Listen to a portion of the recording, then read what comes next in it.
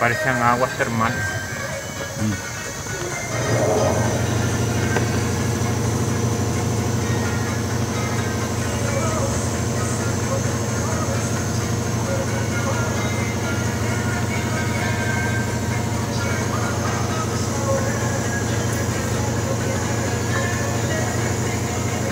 ¿Tiene algún sensor de temperatura este?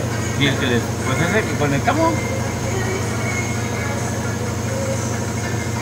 ¿Y si lo mueve? ¿Cómo? Ajá, que lo mueva o no. No, pues no. Prende.